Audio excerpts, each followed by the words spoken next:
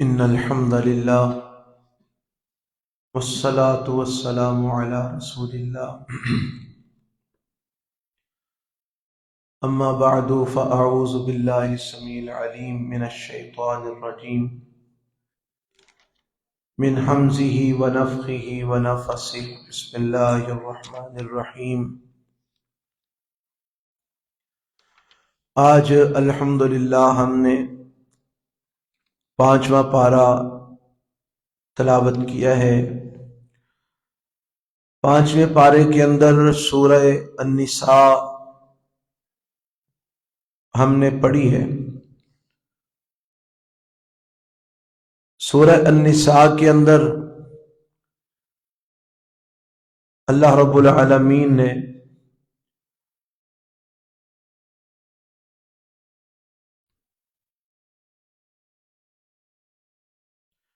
ایک مسئلہ یہ بیان فرمایا ہے، ان تجتنبوا کبائر ما تنہون عنہ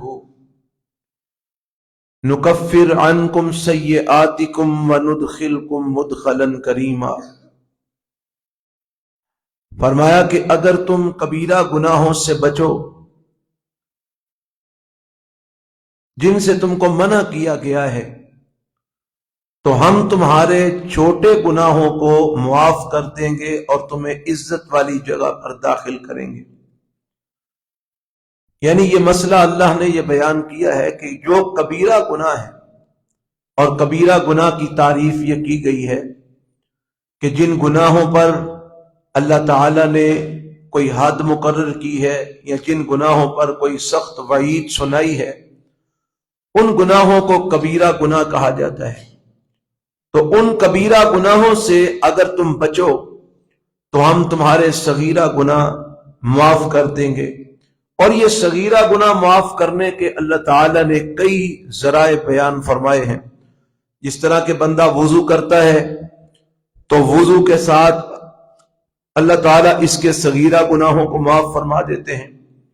اگر وہ مسجد سے کوئی تنکا اٹھا کے باہر پھینکتا ہے تو اس کی برکت سے اللہ تعالیٰ اس کے صغیرہ گناہوں کو معاف فرما دیتے ہیں۔ اور کسی مسلمان بھائی کے ساتھ خندہ پیشانی کے ساتھ ملتا ہے تو اس کی وجہ سے اللہ تعالیٰ اس کے صغیرہ گناہوں کو معاف فرما دیتے ہیں۔ یعنی صغیرہ گناہوں کو معاف کرنے کے اللہ نے کئی ذریعے رکھے ہیں، لیکن شرط یہ ہے کہ اگر تم کبیرہ گناہوں سے بچو تو اللہ فرماتے ہیں ہم تمہارے صغیرہ گناہ ویسے ہی اپنی رحمت کے ساتھ معاف فرما دیں گے۔ پھر اس کے بعد اللہ تعالی نے مسئلہ یہ بیان فرمایا ہے کہ الرجال قوامون علی النساء، اللہ نے مردوں کو عورتوں پر حاکم بنایا ہے۔ اور یہ جو مردوں کو عورتوں پر حاکم بنایا ہے اس کے پیچھے جو اسباب اس کے بیان فرمائے ہیں، ایک تو یہ بیان کیا بما فضل اللہ بعضهم علی بعض، کہ اللہ نے ان کے بعض کو بعض پر فضیلت عطا فرمائی ہے۔ اس فضیلت کی وجہ سے اللہ نے مردوں کو عورتوں پر حاکم بنایا ہے۔ اور پھر دوسری بات یہ کہ مرد وَبِمَا أَنفَقُوا مِنْ أَمْوَالِهِمْ، مالوں کو خرچ کرتے ہیں، زکاتیں دینا، صدقہ و خیرات کرنا اور اللہ کی راہ کے اندر دینا، یہ زیادہ تر چونکہ مرد کماتے ہیں، محنت کرتے ہیں، مزدوری کرتے ہیں، ملازمت کرتے ہیں، کاروبار کرتے ہیں، تو وہ کماتے ہیں تو پھر وہ اللہ کی راہ میں خرچ بھی کرتے ہیں۔ تو چونکہ عورت مجموعی اعتبار سے عورت کماتی نہیں ہے، اس لیے وہ مردوں کی نسبت خرچ بھی اتنا زیادہ نہیں کر سکتی۔ تو یہ جو اسباب ہیں، ان اسباب کی وجہ سے اللہ فرماتے ہیں ہم نے مردوں کو عورتوں کے اوپر حاکم بنایا ہے، نگہبان بنایا ہے، نگران بنایا ہے۔ اور آگے اللہ تعالیٰ نے نیک عورتوں کی فضیلت، نیک عورتوں کی نشانیاں بیان فرمائی۔ فرمایا فالصالحات قانتات حافظات للغیب بما حفظ اللہ، نیک عورتیں وہ ہیں جو فرما برداری کرنے والی ہوتی ہیں، اللہ رب العالمین کی فرما بردار، اور اپنی عزت و آبرو کی حفاظت کرنے والی ہوتی ہیں، تو یہ عورتیں نیک ہیں۔ حدیث میں بھی آتا ہے، جناب نبی کریم صلی اللہ علیہ وسلم نے بیان فرمایا کہ نیک عورت کون ہے؟ فرمایا کہ جس وقت اس کا خاوند اس کو دیکھے تو وہ اپنے خاوند کو خوش کر دے، جب اس کا خاوند اس کو حکم دے تو وہ اس کی اطاعت کرے، اور جب وہ اس کے پاس موجود نہ ہو تو وہ اپنی عزت و آبرو کی اور اپنے خاوند کی عصمت کی حفاظت کرے۔ تو یہ نیک عورت کی نشانیاں رسول اللہ صلی اللہ علیہ وسلم نے بیان فرمائی ہے، اور قرآن مجید کی اس صورت میں بھی اللہ تعالیٰ نے نیک عورت کی یہ نشانیاں بیان کی ہیں کہ وہ اللہ کی بھی فرما بردار ہیں اور اس کے بعد اپنی عزت و آبرو کی بھی حفاظت کرنے والی ہے، کہ جس وقت اس کا خاوند اس کے پاس موجود نہیں ہوتا تو وہ اپنی عزت و آبرو کی اور اپنے خاوند کی عصمت کی حفاظت کرتی ہے۔ پھر اللہ تعالیٰ نے یہ ایک بڑا اہم ترین مسئلہ یہاں پر بیان فرمایا ہے کہ اگر میاں بیوی کے درمیان کوئی اختلاف ہو جاتا ہے تو اس اختلاف کی وجہ سے فوراً طلاق نہیں دے دینی چاہیے، بلکہ اللہ نے کچھ سٹیپ رکھے ہیں۔ وہ یہ کہ اگر خاوند کو بیوی سے کوئی شکایت ہے کہ اس کی بیوی اس کی بات نہیں مانتی، اس کی اطاعت نہیں کرتی، اس کی فرما برداری نہیں کرتی، تو اس کے لیے سب سے پہلے اللہ تعالیٰ نے یہ رکھا ہے سٹیپ کہ ان کو واعظ کرو، ان کو نصیحت کرو، ان کو سمجھاؤ۔ اگر سمجھانے سے واعظ کرنے سے مسئلہ حل ہو جائے تو ٹھیک ہے، اور اگر نہ ہو تو پھر دوسرا سٹیپ یہ رکھا اللہ تعالیٰ نے کہ ان سے علیحدگی اختیار کر لو، اپنے گھر کے اندر ہی بستر الگ کر لو، کمرے میں علیحدگی اختیار کر لو، کہ اس کی وجہ سے ہو سکتا ہے کہ وہ اپنی اصلاح کر لیں اور اپنے معاملات کو درست کر لیں، اور جو تمہیں ان سے شکوہ شکایت ہے وہ شکایت دور ہو جائے۔ اور اگر یہ ناراضگی اختیار کرنا گھر کے اندر اپنے بستر کو الگ کرنے سے بھی مسئلہ حل نہ ہو تو پھر تیسرا یہ رکھا کہ ان کو ہلکا پھلکا جو ہے نا وہ تادیباً تھوڑا بہت مار کے ان کو سمجھا لو، کہ ایسا مارنا جس کے ساتھ ہڈی نہ ٹوٹے، کوئی زخم نہ آئے اور کوئی ایسا نقصان ان کو نہ پہنچے، تو تادیباً ہلکا پھلکا مار کے ان کو سمجھا لو۔ اگر یہ بھی مسئلہ کام کرنے سے مسئلہ حل نہ ہو تو پھر چوتھا سٹیپ اللہ نے یہ رکھا کہ پھر دونوں طرف سے، بیوی کی طرف سے بھی خاوند کی طرف سے بھی، تم جو ہے نا وہ حکم مقرر فرماؤ، حکم مقرر کرو، یعنی دو بندے ایسے جو بیٹھ کر اس معاملے کو سلجھانے کی کوشش کریں، خاوند کی طرف سے بھی بیوی کی طرف سے بھی۔ اگر معاملہ سلجھ جائے تو اچھی بات ہے، اللہ بھی ان کے درمیان نرمی پیدا کر دے گا، توفیق دے دے گا، اور اگر نہ سلجھے تو پھر احسن انداز سے یہ جو بڑے بیٹھے ہیں یہ اس رشتے کو ختم کر دے، طلاق دلوا دیں۔ تو یہ اللہ تعالیٰ نے بڑا خوبصورت ایک نظام بیان فرمایا ہے، اور اگر اس نظام کو لے کے چلا جائے تو طلاقوں کی شرح بہت حد تک جو ہے نا وہ کم ہو جاتی ہے، طلاق تک نوبت ہی نہیں پہنچتی اگر جو ہے نا وہ ان طریقوں کے ساتھ معاملات کو حل کرنے کی کوشش کی جائے۔ پھر اللہ تعالیٰ نے آگے حقوق العباد کو بیان فرمایا، لوگوں اللہ ایک کی عبادت کرو، اس کے ساتھ کسی کو شریک نہ بناؤ، اور اپنا یہ حق جو اللہ کا حق ہے کہ اللہ اکیلے کی عبادت کی جائے، اس کے ساتھ کسی کو شریک نہ بنایا جائے، یہ حق بیان کر کے پھر اللہ تعالیٰ نے حقوق العباد بیان فرمایا والدین کے ساتھ احسان کرو، قریبی رشتہ داروں کے ساتھ، یتیموں کے ساتھ، مسکینوں کے ساتھ، اپنے پڑوسیوں کے ساتھ، ہمسایوں کے ساتھ، اپنے پہلو میں بیٹھنے والے ساتھی کے ساتھ، مسافروں کے ساتھ، غلاموں اور لونڈیوں کے ساتھ، اور میں ان سب کے ساتھ احسان کرو، حسن سلوک کرو، اچھے طریقے سے ان کے ساتھ پیش آؤ۔ اور آگے فرمایا ان اللہ لا يحب من کان مختالا فخورا، فخر نہ کرنا، غرور اور تکبر نہ کرنا، کہ اللہ تعالیٰ فخر کرنے والوں سے محبت نہیں کرتا، تکبر کرنے والوں کو اللہ تعالیٰ پسند نہیں فرماتا۔ پھر اللہ تعالیٰ نے اسی سورت کے اندر یہ مسئلہ بیان فرمایا، وضو کا مسئلہ، فرمایا کہ اے ایمان والو،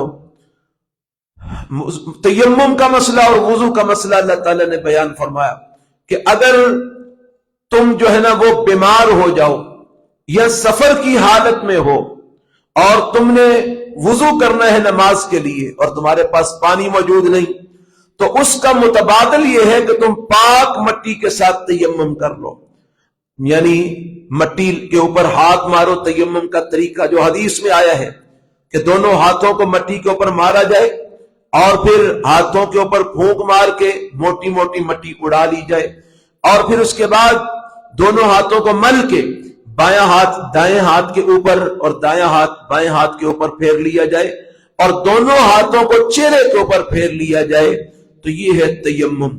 یہ تیمم کے حوالے سے تھوڑی سی وضاحت سمجھ لیجئے۔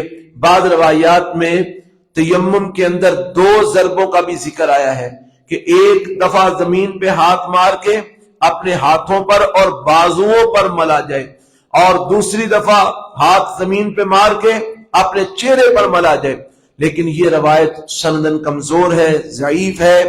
اس کی نسبت اس کے مقابلے میں یہ جو روایت صحیح سند کے ساتھ ثابت ہے وہ یہی ہے کہ ایک ضرب زمین پہ ماری جائے، ایک دفعہ زمین کے اوپر ہاتھ مارے جائے، جب مٹی لگ جائے تو اس مٹی کو پھونک مار کے موٹی موٹی مٹی اڑا لی جائے، پھر دونوں ہاتھوں کو اس طرح مل کے بائیں ہاتھ کو دائیں ہاتھ کی الٹی سائڈ پر اور دائیں ہاتھ کو جو ہے نا وہ بائیں کے اوپر اس طرح پھیر لیا جائے، اور پھر دونوں ہاتھوں کو ملا کے چہرے کے اوپر پھیر لیا جائے۔ بازوؤں کے اوپر پھیرنے کی ضرورت نہیں ہے اور نہ ہی دوسری مرتبہ زمین پہ ہاتھ مارنے کی ضرورت ہے۔ ایک ہی دفعہ زمین پہ ہاتھ جو مارا ہے اس کو دونوں ہاتھوں پہ بھی پھیر لو اور چہرے پہ بھی پھیر لو، تو یہ تیمم ہو جائے گا، اور تیمم وضو کی جگہ پر بھی کفایت کرے گا۔ اور اس کے ساتھ ساتھ اللہ تعالی نے فرمایا کہ اگر تم جنبی ہو جاتے ہو اور تم پہ غسل فرض ہو گیا ہے تو ایسی صورت میں پانی تمہارے پاس موجود نہیں کہ تم اس کے ساتھ غسل کر سکو، تو وہاں پر بھی یہ تیمم کفایت کرے گا۔ اسی طرح تیمم کرو جس طرح کے ابھی طریقہ بتایا گیا ہے، تو اس طرح تیمم کرنا یہ وضو سے بھی کفایت کرے گا، اور اگر غسل فرض ہو گیا ہے اور پانی موجود نہیں ہے تو غسل سے بھی یہ تیمم کفایت کرے گا، اور تیمم کر کے نماز پڑھی جا سکتی ہے۔ اسی طرح اللہ تعالیٰ کے ہاں وہ نماز کی حیثیت ہوگی جس طرح وضو کر کے جو نماز پڑھی جاتی ہے اس کی حیثیت ہوتی ہے۔ یہ اسلام نے ایک رخصت جو ہے نا وہ دی ہے کہ اگر پانی موجود نہ ہو، اچھا 2 صورتوں میں تیمم ہو سکتا ہے، ایک یہ کہ پانی موجود نہیں پھر تیمم کر لو، دوسرا یہ کہ پانی موجود ہے لیکن تم بیمار ہو، پانی کو استعمال نہیں کر سکتے، پانی کے استعمال سے تمہاری بیماری کے بڑھنے کا یا مرنے کا خدشہ ہے، تو ایسی صورت میں مٹی کے ساتھ تیمم جو ہے نا وہ کر لو، تو اس طرح جو ہے نا وہ نماز پڑھی جا سکتی ہے۔ پھر اللہ تعالی نے اسی صورت کے اندر یہ مسئلہ بڑا بیان، اہم ترین مسئلہ بیان کی، عقیدے کا مسئلہ، کہ اگر تم شرک کرتے ہوئے دنیا سے چلے گئے تو اللہ تعالیٰ تمہارے اس شرک کو معاف نہیں کرے گا۔ اس کے علاوہ اور جتنے بھی گناہ تم سے سرزد ہوئے ہیں اگر اللہ چاہے گا تو وہ معاف کر دے گا، لیکن شرک معاف نہیں کرے گا۔ ان اللہ لا یغفر ان یشرک بہ ویغفر ما دون ذلک لمن یشاء، اور میں اللہ جو ان سے گناہ کو چاہے گا معاف کرنا وہ کر دے گا، لیکن اگر ایک بندہ شرک کرتا ہوا مر گیا تو اللہ شرک معاف نہیں کریں گے۔ اس لیے ہمیشہ شرک سے بچنا چاہیے اور کوشش کرنی چاہیے کہ اللہ ایمان پہ زندہ رکھے اور ایمان پہ ہی ہمیں موت نصیب فرمائے، اور اللہ ہر قسم کے شرک سے محفوظ فرمائے۔ پھر اللہ تعالیٰ نے اسی صورت میں قیامت کے دن جہنم کا تذکرہ کرتے ہوئے فرمایا کہ جو کافر ہیں جنہوں نے ہماری آیتوں کا انکار کیا، جنہوں نے کفر کیا، فرمایا ان قریب ہم ان کو جہنم میں داخل کریں گے، تو جب جہنم میں جائیں گے جہنم کی آگ ان کو جلائے گی، ان کے چمڑے جل جائیں گے۔ یہ خیال ہے کہ چمڑے جل جائیں گے تو کام ختم ہو جائے گا، چمڑے جلیں گے اس کے بعد گوشت جلے گا، ہڈیاں جل کے راکھ ہو جائیں گی، کام ختم ہو جائے گا، لیکن ایسا نہیں ہوگا۔ اللہ فرماتے ہیں کلما نضجت جلودہم بدلناہم جلودا غیرہا لیذوقوا العذاب، جب ایک چمڑا جل جائے گا ہم ان کا چمڑا بدل دیں گے، وہ جل جائے گا پھر بدل دیں گے، وہ جل جائے گا پھر بدل دیں گے، ہم ان کے چمڑے بدلتے رہیں گے تاکہ وہ اللہ کا عذاب چکھتے رہیں۔ تو یہ اللہ کا بڑا سخت ترین عذاب ہے، اس لیے ہمیشہ اللہ تعالیٰ سے، اس کی جہنم سے اللہ کی پناہ مانگنی چاہیے کہ اللہ ہمیں ہر قسم کے عذاب سے اپنی رحمت کے ساتھ محفوظ فرما لے۔ پھر اللہ تعالیٰ نے یہ مسئلہ بیان کیا ہے، اے ایمان والو اللہ اور اس کے رسول صلی اللہ علیہ وسلم کی اطاعت کرو اور اپنے حاکموں کی اطاعت کرو، اولو الامر منکم، یعنی جو حکمران طبقہ ہے ان کی اطاعت کرو۔ لیکن یاد رہے کہ اللہ تعالیٰ نے قرآن مجید کے اندر کئی مقامات پر یہ حکم دیا ہے اللہ کی اطاعت کرو، رسول اللہ صلی اللہ علیہ وسلم کی اطاعت کرو۔ اور یہ جو بات کہی ہے نا کہ اپنے حکمرانوں کی اطاعت کرو، بعض لوگ کہتے ہیں کہ نہیں، اس کا معنی یہ ہے کہ اپنے اماموں کی اطاعت کرو۔ چلو اگر اماموں کی بھی بات کر لی جائے تو پھر بھی یہ ایک قانون اللہ نے بیان کر دیا، کیا کہ ڈائریکٹ بغیر کسی رکاوٹ کے اللہ اور اس کے رسول کی اطاعت کرنا ہر مسلمان پر فرض ہے، لیکن اس کے بعد اپنے اماموں کی، اپنے حکمرانوں کی، اپنے بڑوں کی، ان کی اطاعت مشروط ہے۔ اگر وہ اللہ اور اس کے رسول کے حکم کے مطابق تمہیں حکم دیں تو ان کی اطاعت کرو، اور اگر وہ اللہ اور اس کے رسول کے حکم کے خلاف تمہیں حکم دیں تو پھر ان کی اطاعت نہیں کرنی، کیونکہ اللہ تعالیٰ نے اس مقام پر فرمایا کہ تم اپنے حکمرانوں کی اطاعت کرو یا اپنے اماموں کی اطاعت کرو، لیکن فَإِن تَنَازَعْتُمْ فِي شَيْءٍ، تمہارا ان کے ساتھ اختلاف ہو سکتا ہے، اپنے اماموں کے ساتھ، اپنے مولویوں کے ساتھ، اپنے سرداروں کے ساتھ، اپنے حکمرانوں کے ساتھ اختلاف ہو سکتا ہے۔ اگر تمہارا آپس میں کوئی جھگڑا ہو جائے، اختلاف ہو جائے، فَرُدُّوهُ إِلَى اللَّهِ وَالرَّسُولِ، تو پھر اپنے اختلاف کو اللہ اور اس کے رسول کی طرف لوٹا دو، پھر اللہ اور اس کے رسول کو دیکھو وہ کیا فیصلہ کرتے ہیں، پھر جو وہ فیصلہ کرتے ہیں اس کو مان لو، یہی ایمان کا تقاضا ہے۔ ان کنتم تؤمنون باللہ والیوم الآخر، اگر تم اللہ پر اور آخرت پر ایمان رکھتے ہو تو پھر اللہ اور اس کے رسول کی اطاعت کرو، ان کے احکامات کو مانو۔ اور اسی طرح اللہ تعالیٰ نے اسی صورت کے اندر اپنے اور اپنے نبی کی اطاعت کو اس حد تک لازم قرار دیا ہے کہ اللہ نے فرمایا، اے لوگو من یطع الرسول فقد اطاع اللہ، یاد رکھنا میرے پیغمبر علیہ السلام کی اطاعت اتنی ضروری ہے کہ میرے نبی کی اطاعت حقیقت میں اللہ کی اطاعت ہے۔ جو رسول اللہ صلی اللہ علیہ وسلم کی اطاعت کرے گا وہ حقیقت میں اللہ کی اطاعت کرتا ہے، اور جو رسول اللہ صلی اللہ علیہ وسلم کی نافرمانی کرتا ہے وہ حقیقت میں اللہ کی نافرمانی کرتا ہے۔ کیوں؟ کیونکہ اللہ کے پیغمبر علیہ السلام اپنی مرضی سے کچھ بھی نہیں کہتے، اپنی مرضی سے کوئی حکم نہیں دیتے، آپ جو بھی کہتے ہیں اللہ کی وحی کے ساتھ کہتے ہیں، ان ہوا الا وحی یوحا، اللہ کی وحی کے ساتھ حکم دیتے ہیں۔ تو اس لیے آپ کی اطاعت اللہ کی اطاعت ہے، آپ کی نافرمانی اللہ کی نافرمانی ہے۔ اور پھر اللہ تعالیٰ نے اپنے نبی کی اطاعت کرنے والوں کی فضیلت بیان کرتے ہوئے کہا، جو اللہ اور اس کے رسول کی اطاعت کرے گا فَأُولَٰئِكَ مَعَ الَّذِينَ أَنْعَمَ اللَّهُ عَلَيْهِم مِّنَ النَّبِيِّينَ وَالصِّدِّيقِينَ وَالشُّهَدَاءِ وَالصَّالِحِينَ، اور میں قیامت والے دن ان لوگوں کو میں انعام یافتہ لوگوں کے ساتھ اٹھاؤں گا۔ انعام یافتہ لوگ کون ہیں؟ نبیوں کا طبقہ، شہداء کا طبقہ، صدیقین کا طبقہ، صالحین کا طبقہ۔ فرمایا میری اور میرے نبی کی جو اطاعت کریں گے میں کل قیامت کو ان لوگوں کے ساتھ، نبیوں کے ساتھ، صدیقوں کے ساتھ، شہداء کے ساتھ، صالحین کے ساتھ ان کو جو ہے نا وہ اکٹھا کروں گا۔ وحسن اولئک رفیقا، اور جن کو ان کی رفاقت مل گئی وہ بڑی ہی اچھی رفاقت ہے کہ جہاں یہ جائیں گے وہاں ہی اللہ اور اس کے رسول کی اطاعت کرنے والے جنت میں انشاءاللہ داخل ہوں گے۔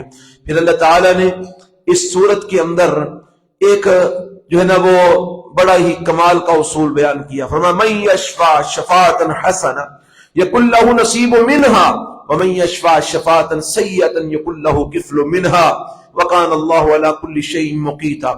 اس سے یہ مسئلہ نکلتا ہے کہ اگر آپ کی سفارش کرنے سے کسی کا کوئی مسئلہ حل ہوتا ہو، کسی کی کوئی بات بنتی ہو تو اس کی سفارش کر دینی چاہیے۔ یہ اچھی سفارش کرنا بڑا اچھا عمل ہے۔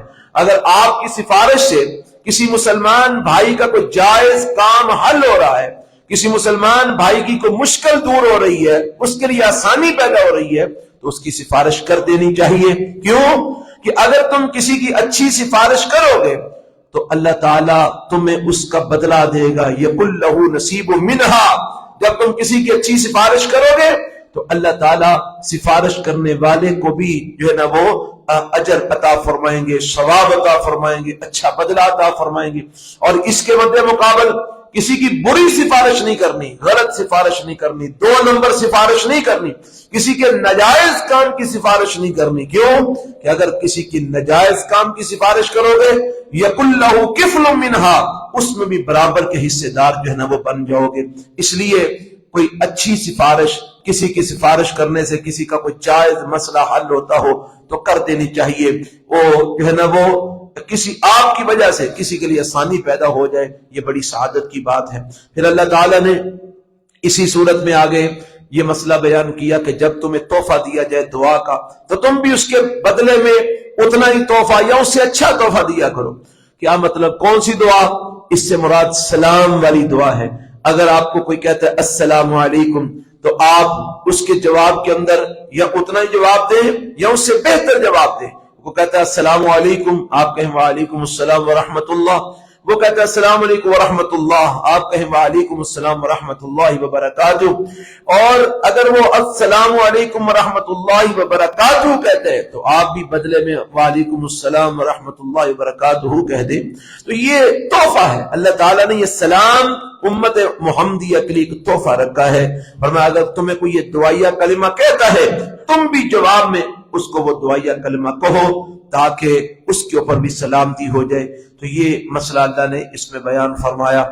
اور پھر اللہ تعالیٰ نے اسی صورت کے اندر قتل کی مذمت کرتے ہوئے قتل والے جرم کی، اللہ نے قتل کے جرم کی جو ہے نا وہ وعید بیان فرمائی ہے۔ فرمایا وَمَن يَقْتُلْ مُؤْمِنًا مُتَعَمِّدًا، جو کسی مومن کو جان بوجھ کے قتل کرتا ہے۔ اللہ تعالیٰ نے 5 سزائیں اس کی بیان کی ہے جو کسی مومن کو جان بوجھ کے قتل کرتا ہے۔ فرمایا فَجَزَاؤُهُ جہنم، ایک سزا یہ ہے کہ وہ اس کی سزا جہنم ہے، خالدن فیہا، وہ جہنم میں ہمیشہ رہے گا، وغضب اللہ علیہ، اس کے اوپر اللہ کا غضب ہوگا، ولعنہ، اور اس کے اوپر اللہ کی لعنت ہوگی، وأعد له عذابا عظیما، اور اللہ نے اس کے لیے عذاب عظیم تیار کیا۔ یہ 5 عذاب، 5 سزائیں اللہ نے اس بندے کے لیے رکھی ہیں جو کسی مومن کو بغیر کسی وجہ کے قصدن قتل کرتا ہے۔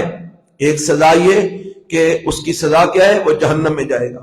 دوسرا یہ کہ خالدن فیہا، اس میں ہمیشہ رہے گا۔ تیسرا یہ کہ غضب اللہ علیہ، اللہ کا اس کے اوپر غضب ہوگا۔ چوتھا یہ کہ لعنہ، اللہ اس پہ لعنت کریں گے۔ اور 5واں یہ کہ اعد له عذابا عظیما، اللہ تعالیٰ اس کو بہت بڑا جو ہے نا وہ عذاب عظیم دیں گے۔ تو یہ قتل کرنا بہت بڑا جرم ہے۔ اللہ تعالیٰ ہم سب کو ان جرموں سے محفوظ فرمائے اور مرتے دم تک اللہ ہمیں کبھی بھی ایسے جرم کرنے کی توفیق نہ دے، اللہ ہمیں بچا کے رکھے۔ پھر اللہ تعالیٰ نے اسی صورت کے اندر آگے جا کر اللہ اکبر کبیرہ، یہ آخری بات ہے، انشاءاللہ بات ختم کرنے لگا ہوں۔ اللہ نے شیطان کے والے سے بات بیان کی ہے اسی سورۃ النساء میں کہ شیطان نے اللہ تعالیٰ سے یہ بات کہی تھی، اس نے کہا تھا کہ میں تیرے بندوں سے ایک حصہ مقرر لوں گا، یعنی تیرے بندوں کو گمراہ کروں گا اور بڑے سارے لوگوں کو میں گمراہ کر کے جہنم میں ڈلواؤں گا۔ اور اس نے یہ کہا تھا، اس نے کہا تھا کہ میں ان کو گمراہ کیسے کروں گا؟ کہتا ہے وَلَأُزِلَّنَّهُمْ، یہ اللہ نے بیان کیا۔ اس نے شیطان نے اللہ رب العالمین کو چیلنج کیا تھا کہ میں تیرے بندوں کو گمراہ کروں گا۔ کیسے گمراہ کروں گا؟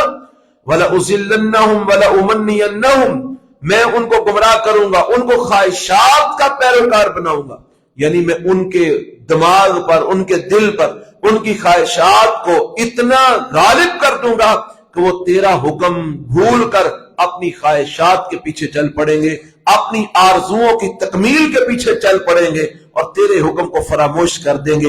اتنا میں ان کو خواہشات کا پیروکار بنا دوں گا۔ فَلَيُبَتِّكُنَّ آذَانَ الْأَنْعَامِ، کانوں پر کٹ لگا کے نشانی لگایا کرتے تھے کہ یہ ہمارے فلاں خدا کے لیے، یہ ہمارے فلاں بت کے لیے، یہ ہمارے فلاں الہ کے لیے۔ تو شیطان نے کہا تھا کہ یہ میں ان کو حکم دوں گا، یہ جانوروں کے کان کاٹیں گے، تیرے علاوہ غیر کے نام پہ یہ اپنے جانوروں کو وقف کریں گے، شرک کریں گے۔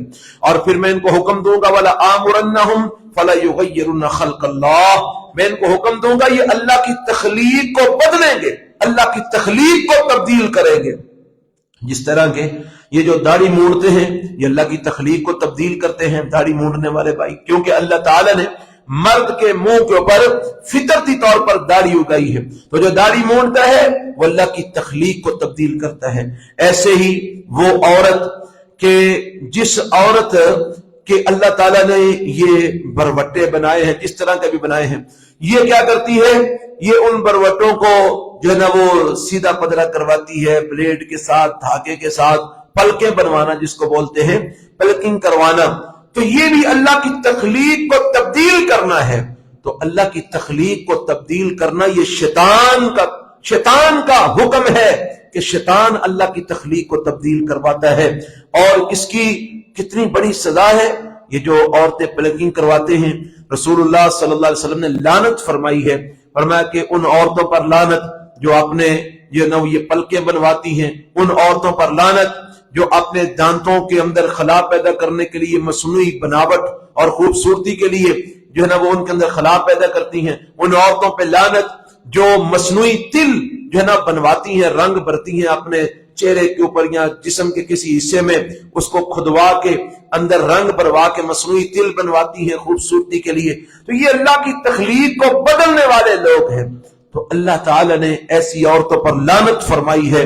بعض عورتیں کہتی ہیں جی اگر خامد حکم دے تو خامد کی خوشنودی کے لیے یہ پلکنگ کروانا جائز ہے۔ بالکل جھوٹ بات ہے، یہ اپنے پاس سے بنائی ہوئی من گڑت بات ہے۔ خامد اگر آپ کو شرک کرنے کا حکم دے تو کیا آپ شرک کریں گے؟ خامد آپ کو کہتا ہے یہ آگ میں نے جلائی اس میں چھلانگ لگا دو، آپ چھلانگ لگا دیں گے؟